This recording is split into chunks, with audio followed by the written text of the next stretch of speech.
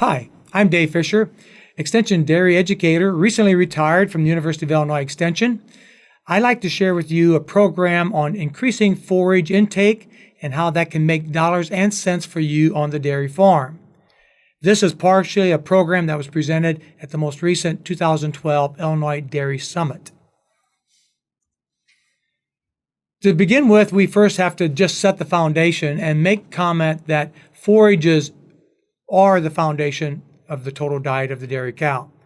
And we're seeing more and more dairy producers that are going with higher levels of forages in their diet.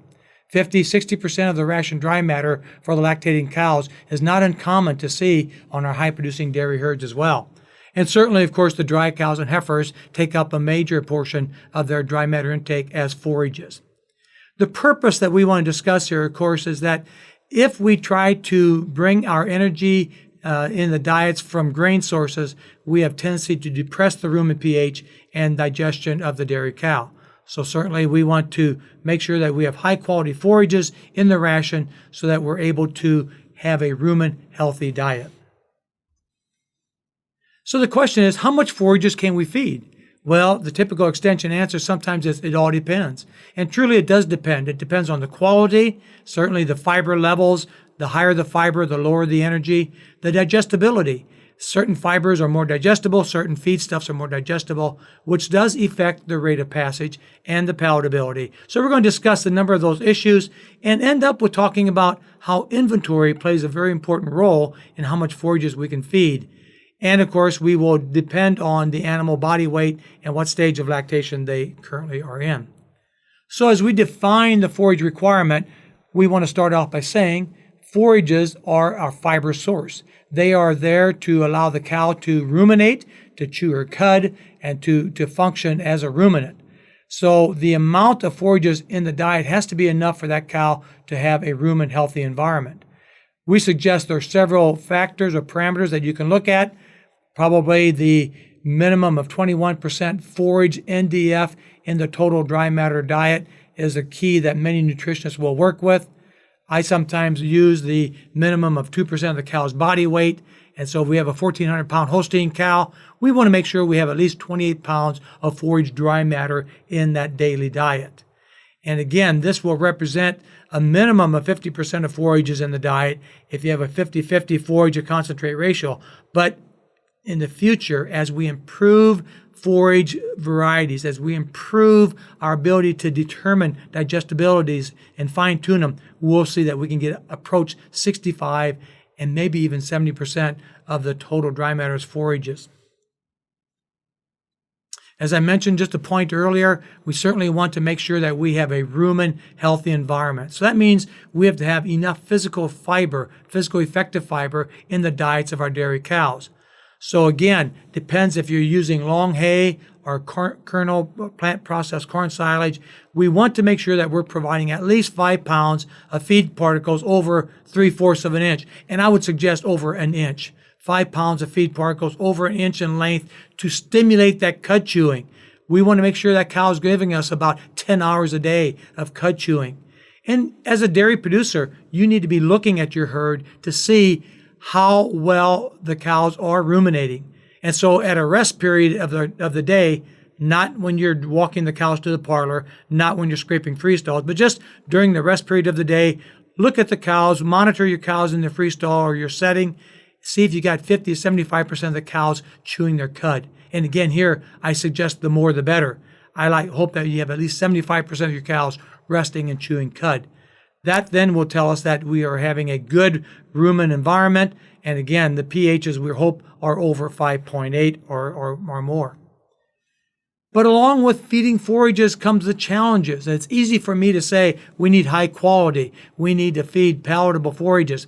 But it's a bit more difficult for you as producer to provide that to the cow.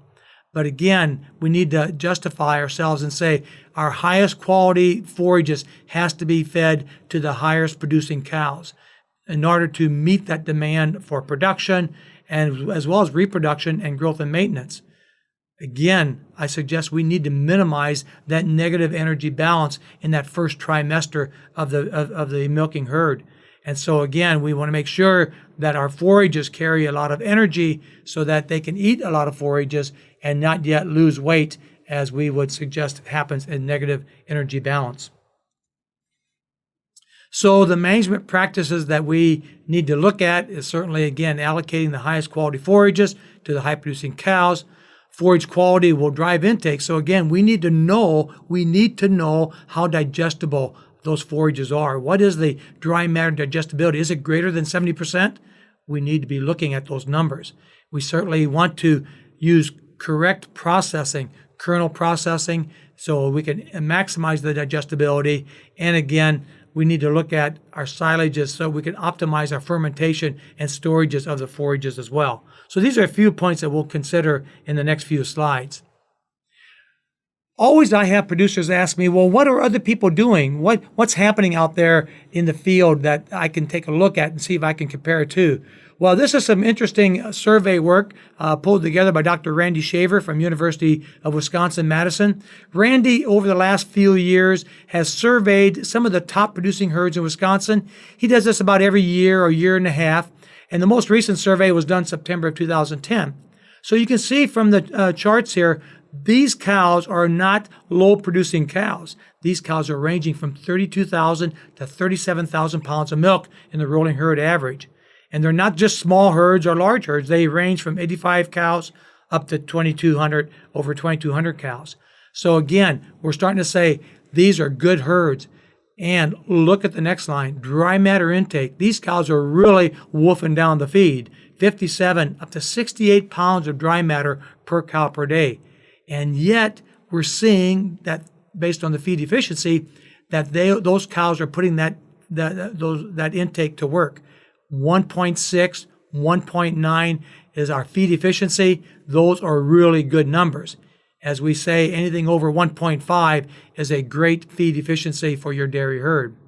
And then we come to the point where I want to discuss today. How much forages can we have in the ration and still get top quality or top production from our cows? And here again, in those herds that Randy Shaver surveyed in Wisconsin, they range from 50% up to 60% of the total dry matter came from forages. That tells me that we can increase our forages to our dry matter intake on our cows in order to maximize forage intake. And as well, corn silage. I think corn silage needs to be our major component of forages in our ration. Several reasons that we'll discuss in shortly. But let's take a look then at those same 5 herds that Dr. Shaver has surveyed. He asked the producers, how good is your corn silage? How good is your alfalfa silage? And here again, you can see on the corn silage nutrient composition, the range on that crude protein, 6 to 9%. Very good protein numbers in the range of what we expect. NDF 37 to 43. Again, the higher the fiber, the lower the energy, but those 37, 38, 40 numbers certainly will have high energy feeds. And then we come to the neat equation, in vitro NDF digestibility. This is a test done in the laboratory, and this here tells us that the corn silage on these herds in Wisconsin range from 60 to 67% digestibility. Those are very, very good numbers. Going at starch, again, good numbers. TDN, good numbers. So again, these were good quality forages. So if we expect our cows to milk high, milk heavy, we need to have that type of quality. Alfalfa silage the same way. High proteins, high or lower NDFs as we look at the 34 to 47s. And also we look at the TDN respects to our alfalfa silage. One more point I'd like to make if I can. Looking at the third column, the total diet. This is the total TMR diet of that dairy cow. Interesting to note that we're seeing dry matters as low as 42 up to 53%. Some people suggest you cannot have a wet diet because those cows will not eat as much. They'll fill the gut, so to speak. But you can see that we can get by with 42, 44, up to 50% dry matter in those diets, and cows will be able to consume enough intake and nutrients to milk very well. The next point I want to make is on the crude protein chart. The total diet crude protein, anywhere from 6.3 to 17.5.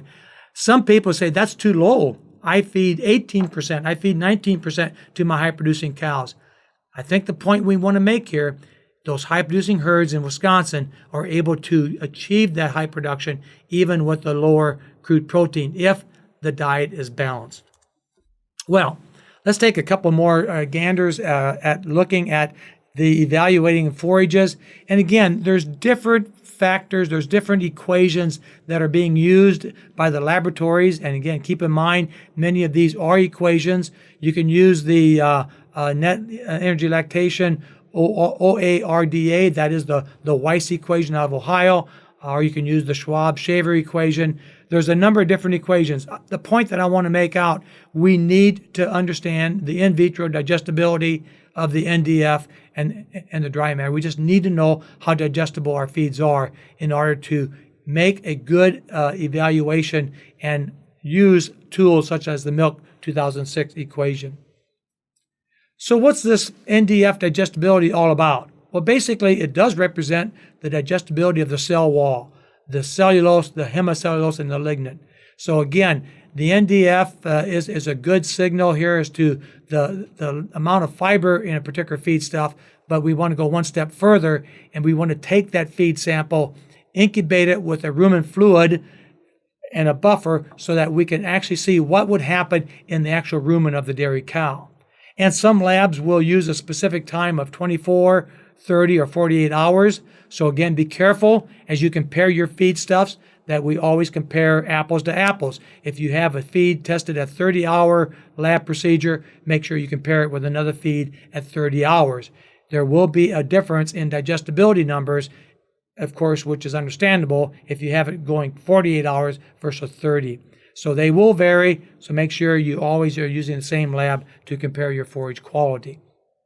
Just real quickly, this is a grouping of numbers from Dairyland Laboratories, several years old, but the point I want to point out is that we look at the range. There's a wide range of digestibilities, such as in corn silage at the bottom. We shoot for about 60% digestibility. That would be a good number on the 48-hour test, but the range can be anywhere from 48% digestible up to 71. So again, the higher digestibility, the more energy, the more nutrients available to the cow. And again, for a legume hay, you can see 32 to 61. That's a wide range. So it behooves us to know what those numbers are for our particular forages that we produce on our farm. And this brings home then the dollars and cents. Some work done by Oba and Allen in Michigan State, even though this is a few years old, the point that they make is that for every 1 unit change of NDF, you should be able to expect about 1/4 pound dry matter intake. And of course, that unit change of NDF would also then equal to about 1/2 pound more fat-corrected milk. So 1/4 pound more dry matter intake, 1/2 pound more milk produced by that cow. So think if you have a 60% digestibility compared to a 52, 8 points or 8 unit change in that digestibility, and that would relate then to approximately 2 pounds or more dry matter intake and about 4 pounds more milk. So again, digestibility does have a factor in our total milk production. One index that we then derive from our NDF digestibility numbers, along with a few other calculations, would be called the relative forage quality. Many of us are very familiar with relative feed value, RFV. It's a index that everyone uses to determine or discuss alfalfa quality. Now we need to talk about relative forage quality to discuss alfalfa and grass quality. It is a summary that came out of Wisconsin, a very usable summary that's based on in vitro digestible NDF and certainly various other equations. But the bottom line is that it now gives us a better picture of how that cow will use that feedstuff versus the relative feed value. We use it as the same scale, and by that I mean when we say if I have a relative feed value of over 150, that's good forage, that's good alfalfa. And the same would be true if I have a relative forage quality over 150, that would be good alfalfa for my high-producing dairy cows. So let's take a little example here. In looking at 2 lots of hay, as a producer, you're going to prefer one over the other, perhaps as you buy it or feed it to your dairy herd. And so you can look at the numbers and suggest that it won't make any difference to me if I use lot number 1 or lot number 2. Both of them have same protein, the same ADF and NDF, and consequently the same relative feed value. So if a producer had a choice, he said it wouldn't make any difference. But as a producer, you should say, let me do one more test. Let me do the NDF digestibility test. And now we know, as Paul Harvey would say, the rest of the story. You can see the lot number 1 has 60% NDF digestibility, and lot number 2 only has 42%, showing then, based on relative feed value, same quality, but relative forage quality, 200 relative forage quality on that first lot, and down to 137 on the second lot. So it's a no-brainer. You certainly want to buy or feed lot number 1 because that's going to provide the most nutrients to your dairy herd. Okay, let's take a step back a bit and say, let's talk again about forages in the diet and decide on how much can we feed and which forage should I feed. Should I feed alfalfa, alfalfa silage, or corn silage? And again, it would depend. I suggest on corn silage that the major factor that you want to go higher and heavier amounts of corn silage because you can get higher dry matter yield per acre of forages produced with corn silage. And also, it will lower your ration cost. Corn silage will be your best purchase price based on nutrients, and it will lower your ration cost. However, if we talk about feeding too much corn silage, feeding 3/4 or more forage dry matter as corn silage, you and your nutritionist will have some real challenges. And so, again, alfalfa needs to be a portion of the diet. Corn silage needs to be a portion of the diet. And how do we balance it out? Certainly, we'll have some factors. When we have high corn prices, which we have right now, and moderate soybean prices, then we will tend to feed more corn silage. When you have low corn price and high soybean prices, then you're going to tend to feed more alfalfa silage, because you need that extra protein source. The other component of feeding more corn silage, it's easier to make high quality corn silage because you got a wider harvest window than you do with your alfalfa because of the drying time and rain and weather components as well. So we asked then, what are our corn silage feeding recommendations? Well, I say you have to have at least a third. At least a third of your forage dry matter must come from corn silage because that brings so much to the table, and you certainly can find a lot of milk coming when you start to add the corn silage. In Illinois, we look at 67%. 2/3 of your forage dry matter, or about 20 pounds of dry matter, should be in the form of corn silage. Again, as I point out in the last slide, if you get too much corn silage, over 70%, you start to find yourself in some real challenges. You better be looking at making sure you got 4 or 5 pounds of whole cottonseed, you got 3 to 5 pounds of other type of fibrous feeds, hulls, corn gluten, whatever, because it's going to be critical that you can fine-tune your ration with some of those other fibrous feeds. Also keep in mind, corn silage must be processed correctly and properly fermented and ensiled. That's going to be key to having high quality. So then we say, okay, I need to start selecting my varieties I'm going to be planting this spring. So what do I look for? Well, these are the traits. You certainly want to still look at yield per acre, grain per acre, tons per acre. That certainly will have a big factor in deciding which variety you're going to purchase for your corn silage needs. And then you're going to look at what are the average digestibilities for those particular varieties. And there are numbers out there. When your seed dealer asks you which variety you want to use, you say, show me some of your numbers. Show me the Milk 2006 equation. Show me some of your digestibilities. You want to make sure you're over 55%. Now look here, that's at the 30 hour. We said over 60% at the 48 hour. And some of the information from Pat Huffman suggests you're going to have about Pat Huffman from Wisconsin says you'll have about a 5% point between the 48 hour and the 30 hour as far as the in vitro digestibility. Starch numbers, we still want over 30%. And then you're going to start to consider the agronomic. Is it BT corn? Is it BMR corn? Et cetera, et cetera. And again, we always want to suggest we're going to match the corn silage to the animal needs, be it heifers or cows or whatever. This is an interesting slide that I want to share. And this is some work done by Pioneer. It brings home the point that starch availability in corn silage will increase as the plant matures. And I have been probably suggesting in past years, let's get this corn silage harvested at 30% dry matter, because the wetter it is, the better it's going to pack in those bunkers and piles and bags, and the better it will ferment. But now I think I need to probably take another look at this and suggest, let's wait here, producers. Let's talk maybe 34%. You can see from 28% up to 34%, you're getting an increase of somewhere around 15 percentage points of more starch. And that's going to be real. So again, if you process it properly with kernel processor and break the kernels up sufficiently, you certainly can maybe wait until 34% dry matter and still get very good fermentation. And certainly, of course, fibers come down as it matures out because we get higher numbers of starch and sugars. One of the things here then that we want to talk about also, we hear people talk about aging the corn silage. And what we're suggesting here, that as the corn silage stays in storage prior to feeding out, as it stays in storage, you'll have more organic acids that's going to break down the fiber and increase the fiber digestibility. And this occurs normally in the first 3 months or 4 months.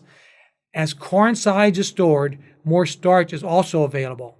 And this we talk about is the aging. 6 to 10 months. I agree, it's going to be hard to have so much inventory that you can wait 6 or 10 months. But I think we should be talking about 4 months or 5 months. And so sometimes we talk about Christmas corn silage or maybe groundhog corn silage, being that you harvested in August, but you're going to wait to open it up or start feeding it until Christmas or maybe even as late as the 1st of February, allowing that starch to be more available. And we hear producers say, my cows are milking better here in November and December versus in August and September, just because there's more starch available. So that's a real, and I think it's something that producers need to take a look at. This here is just a quick diagram and chart to show the increasing of the degradation of the starch and crude protein as the silage is stored over months' time. And again, 2, 4, 6 months, you can see a distinct increase in digestibility or degradability of those nutrients, just to bring home the point. Then we say, okay, we know what traits we're looking for, and now those traits will influence the index values. And dairy producers, as you work with selecting your sires, your genetics for your dairy herd, you use the predicted differences, the PD numbers. As you select your silages for your dairy herd, you're going to be looking at a number index that talks about milk 2006. This will give you a pounds of milk per ton, and that certainly will discuss how much quality is in that feedstuffs, and also pounds of milk per acre. And that now talks about how many tonnage you're going to get of that good quality in your corn silages. This is used for corn silage, and certainly is a number that as you visit with your seed dealer, you want to see their numbers. Can you have over 3,000 pounds of milk per ton in that particular corn silage variety? And will that yield somewhere around 8 to 10 tons of dry matter per acre? And so again, you now have something to be able to make your decision on how you're going to select your varieties. Let's take a quick look also at storage and ensiling and fermentation. Silage bacterial inoculant. Interesting concept. I still suggest that there are not enough dairy producers who are using bacterial inoculants on their silages. I think it's very, very important. Certainly, it's going to be important to get it uniformly applied. I'd even suggest that we're looking at liquid inoculants versus dry. But again, I understand the extra work, extra labor in working with a liquid versus a dry. But the point is, using a good quality inoculant, getting it evenly applied to help stimulate fermentation. It's going to help reduce dry matter loss. It's going to increase digestibility, and it's just a good thing to do. Certainly, again, you'll say, well, which inoculant should I use? Find something that has on the label 100,000 colony farming units, CFUs per gram of wet silage. You certainly can't count them, so you have to take into consideration you're going to buy from a reputable dealer, a reputable company that you know goes by what they have on the bag. Certainly, again, the lactobacillus will be the type of bacteria that we want to help stimulate the lactic acid, stimulate the speed of fermentation. And so again, we look at the lactic acid versus acetic acid ratios to see how good the product is really working. L-buchneri is also a bacteria that we bring into our inoculants because buchneri has the advantage of on the back end of our silage production. When we feed it out in the bunk or to the cows, the L-buchneri will help preserve or maintain better quality for a little bit longer at the bunk. Cost will run about $2 a ton, but the benefit to cost ratio 6 to 1.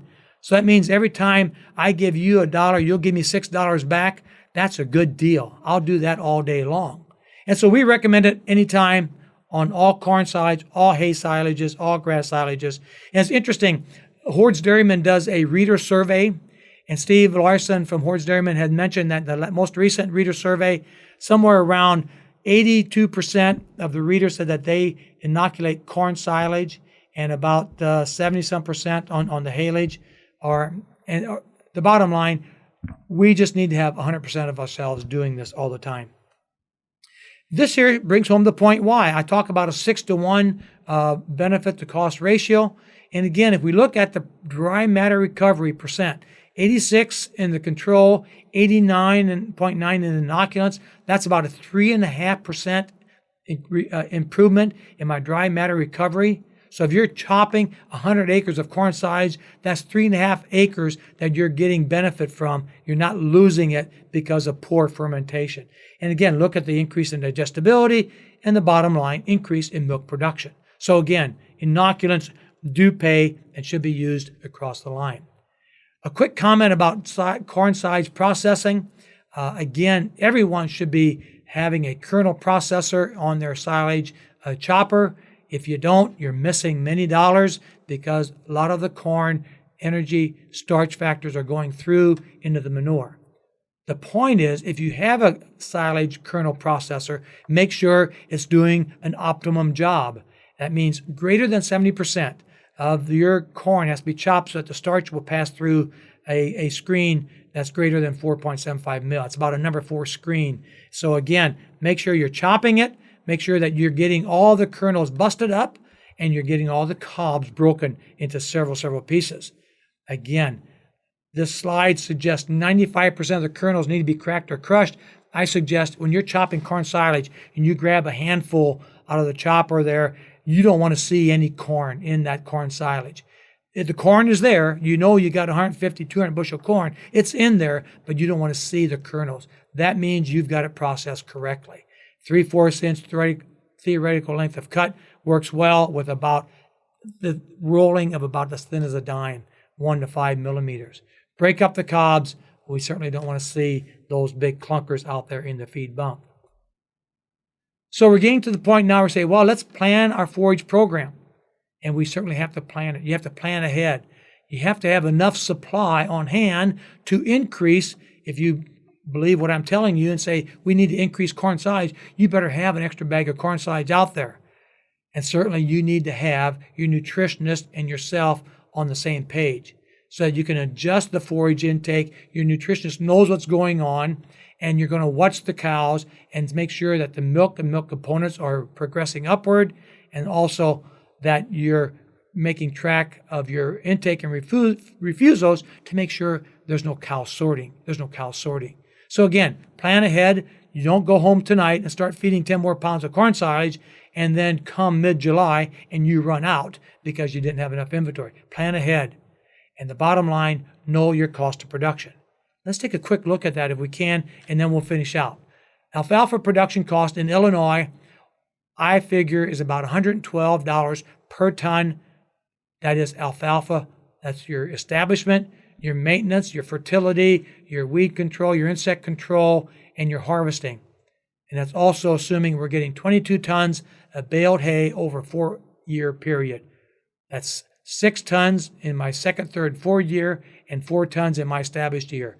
So that equals about $112. If you can produce high quality forages, 150 relative forage quality or better on all of that, then you better produce it yourself because that is a good deal. Right now we're paying $250, $300 a ton for that high quality alfalfa. What about your corn silage? Well, again, we have to make some assumptions, but if we have 180 bushel corn, we suggest that you will be assuming that you're going to price your corn silage based on the value of corn per bushel.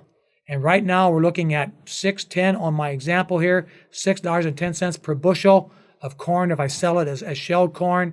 And we approximate about 7 bushels of corn per ton. So you can see pretty quickly how much gross tonnage or gross dollars we get by selling it as a shelled corn. But now they also suggest we need to add something to that per acre cost because we're removing the entire stalk. So that phosphorus and potassium in the whole stalk in that stalk comes off, and so we have to add that P and K that we removed. But in the same respect, remember, if you're pricing out of the field, your crop producing farmer neighbor does not have to shell it or dry it or haul it to the elevator. So those are some issues that you need to adjust that value of shelled corn. But we'll look down to the bottom and say, okay, if I'm buying it from my neighbor out of the field, I'm assuming I'm getting about 25 tons off that 180 bushel corn, and I'm assuming that the value of that whole acre is over $1,100. That equates then to about $44 a ton value standing in the field. Now, I have to chop it, so that adds another $6 a ton, so we're at about $50 a ton. What does it cost you to produce it? Probably about $35 per ton if you got to produce it yourself by using your crop input cost. So this is basically the last slide to talk about we want to build that corn silage budget. I think corn silage is the way to go to cheapen our rations and to allow us to get high energy to our high producing cows. So we're going to use about that 6 to 8 or 7 times the price of bushel of corn. We want to add our harvesting cost, which would be anywhere from 4 to 8. I use 6. Add your inoculant. That's going to cost you another $2. And keep in mind, you're going to have some shrinkage, some wastage, and so you want to add about a 10% value to that as well. So if we look at the total corn silage budget, it'll be somewhere around $52 a ton based on $6 bushel corn. What if it's 7? And so we suggest as you buy corn out of the field, you're going to determine that price at the time that you harvest the corn silage, mid-August. You don't wait until the price goes down later in the harvest season or goes up depending on what the inventory might be. So as we come to an end here, the take-home messages are kind of 4 points. 1, increasing the amount of high-quality forages can improve rumen health, reduce your feed cost. You need to know, though, how good those forages are. So that means you have to go with a lab analysis. Certainly, a visual inspection is good, but does not tell you the whole story. And we want to make sure that we do a good job in harvesting and storing those forages. And then at the end, certainly, make sure that we get the highest quality going to our highest producing and balance the ration to meet their needs. Thank you very much and appreciate you listening.